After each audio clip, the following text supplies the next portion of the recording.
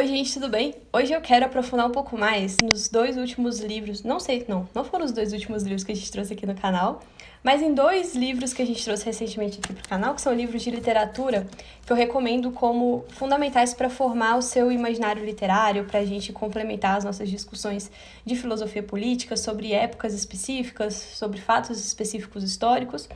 Esses dois livros são O Retrato de Dorian Gray, do Oscar Wilde, e O Vento Levou, da Margaret Mitchell.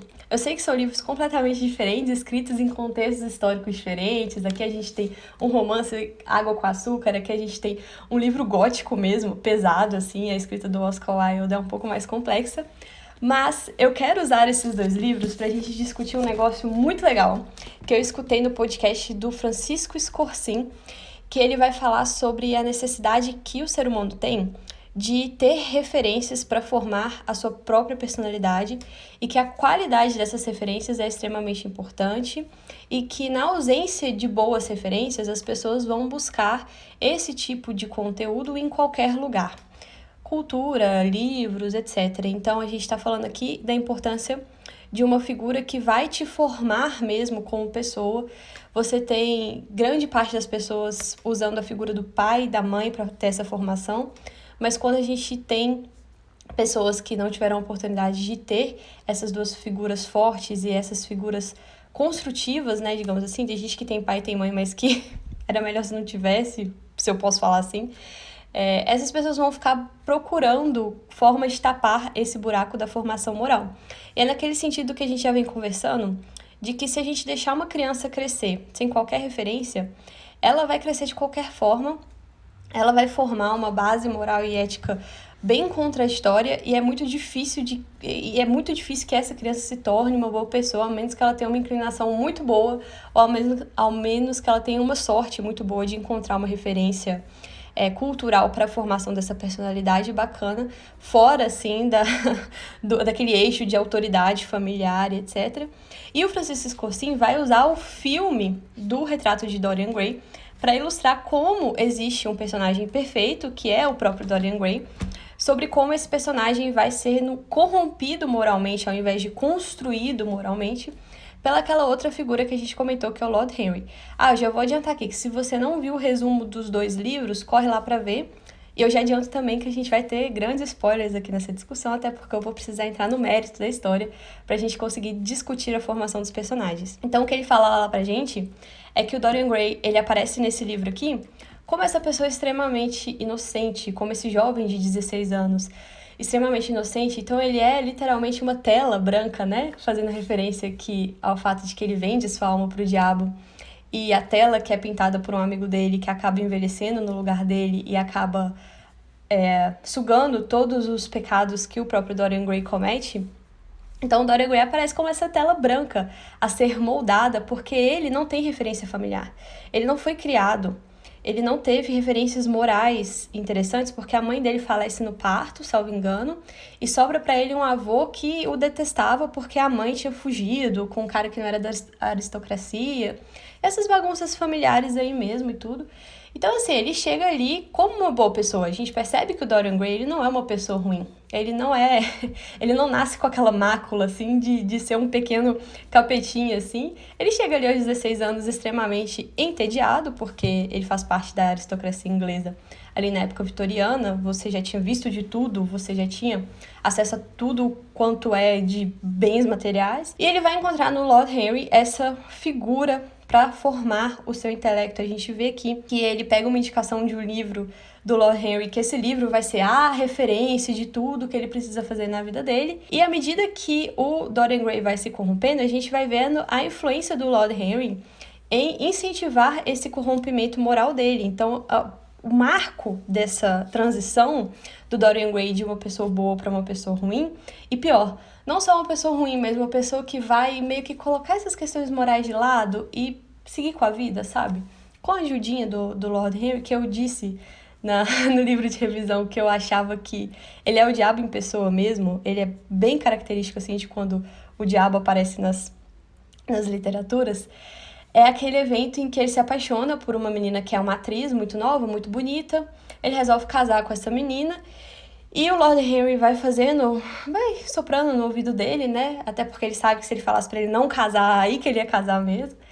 E chega um determinado momento em que o encanto do Dorian Gray pela menina se perde durante uma apresentação teatral e ele rompe com a promessa que ele tinha feito de casar com ela. E a gente tem uma parte bem breve em que a gente tem a perspectiva da menina, em que a menina já tá fazendo planos, já tá contando pra mãe, já tá contando pro irmão, assim. Então ela já realmente está prometida ao Dorian Gray e ele, assim, ele além de dar um beijo nela antes do casamento, que não podia, né? Ele decide que não vai mais casar com ela e a trata de uma forma extremamente fria. E depois a menina acaba se suicidando por causa disso. Ele sente inicialmente esse peso. Ele sabe que o que ele fez foi uma coisa errada. Ele sabe que aquilo ali é uma mácula. Só que quem recebe a mácula é o quadro, né? Porque ele fez esse pacto com o demônio. E ele tem também o Lord Henry para falar assim, não... É claro que essa menina não fez isso por sua causa, você tá se colocando assim em um pedestal, ela já devia ter outros problemas, a gente nem sabe se ela se suicidou mesmo. E é isso que acontece ao longo do livro. Além de fazer essas sugestões muito ruins, o Lord Henry vai buscar justificativas morais pro que o Dorian Gray vai fazendo. E, enfim, é sensacional.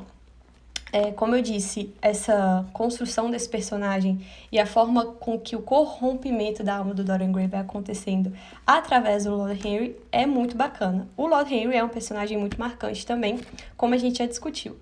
E a mesma coisa acontece, só que de uma forma um pouquinho diferente, no E o Vento Levou, da Margaret Mitchell. Aqui a gente tem a personagem, que é a Scarlett O'Hara, em que ela é criada em uma família tradicional da aristocracia sulista, em um período de transição, que é o período da Guerra Civil Americana. Então, tudo que a Scarlett O'Hara conhece vai mudar da noite pro dia.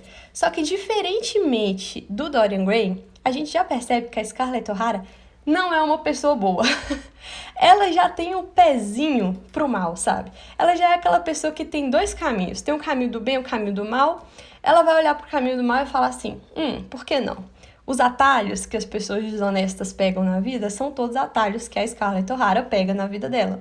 Só que, até o momento em que a guerra estoura, ela vai ser criada dentro de uma família tradicional e a mãe dela, que descende de uma família nobre francesa, com princípios morais católicos, cristãos bem definidos, vai ser uma referência na vida da Scarlett O'Hara. Então a mãe é vista por ela como aquele ideal a ser seguido, como aquela pessoa que eu me espelho e que apesar de todos os meus defeitos, que eu nasci com eles, que veio lá do meu pai, que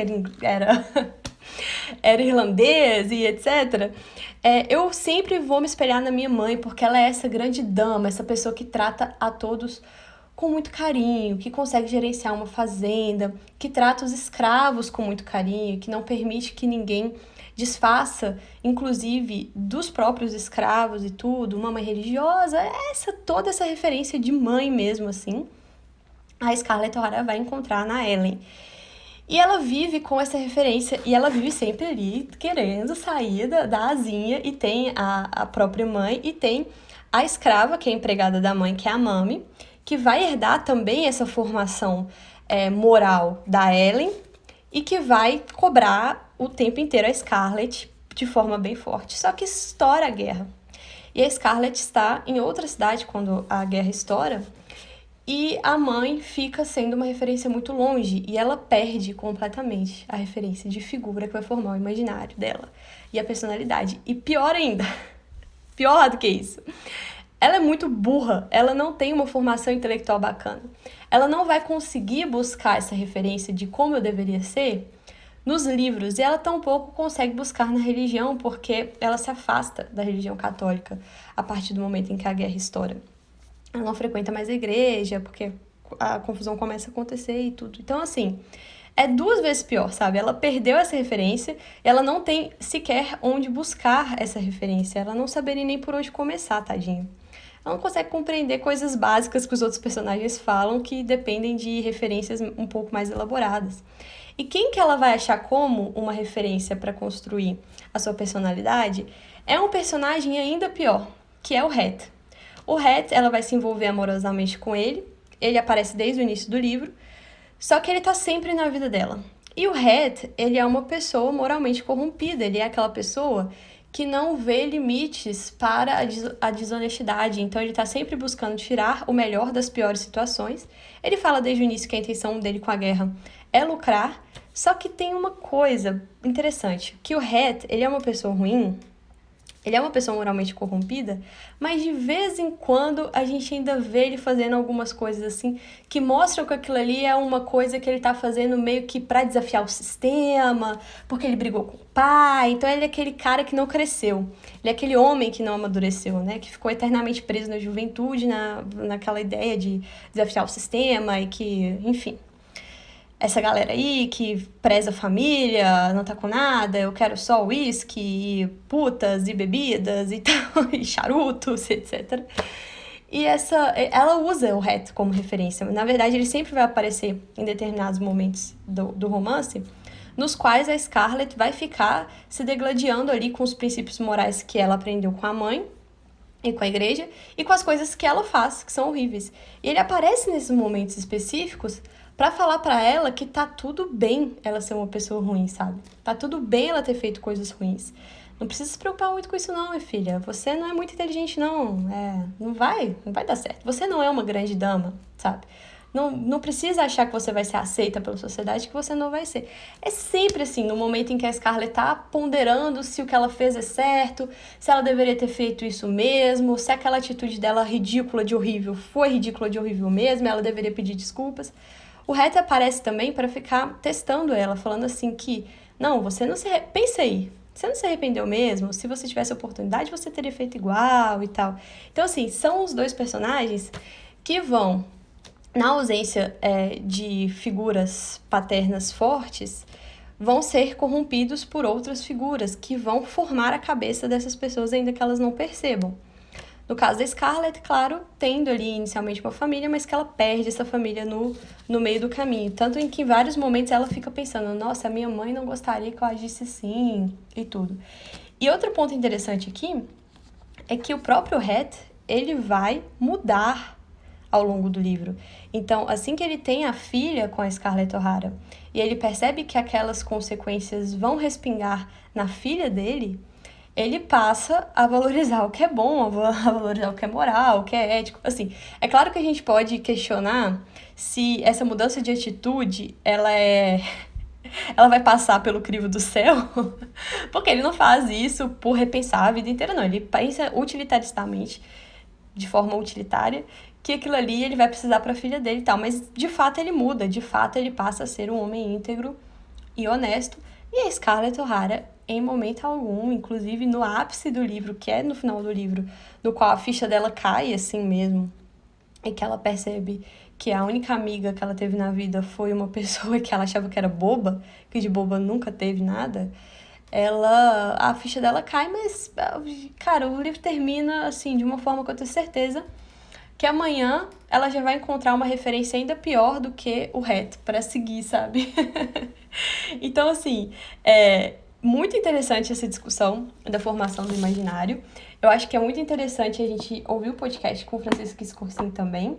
E tenha isso em mente a hora que você estiver lendo E o Vento Levou. Perceba como os personagens vão ficar buscando, assim, essa ideia de lar, essa ideia de referência, essa busca, né, do que é certo, do que é errado, e como as coisas vão se encaminhando para determinados sentidos a depender de qual referência que essa pessoa vai utilizar, e busque boas referências para sua vida, né, já que seria essa a conclusão mesmo. Já que vamos ser formados por outras pessoas, invariavelmente, por que não buscar boas referências? A câmera descarregou, mas já estava no final mesmo. Eu vou colocar um gatinho dançando, como eu sempre faço, tá, galera?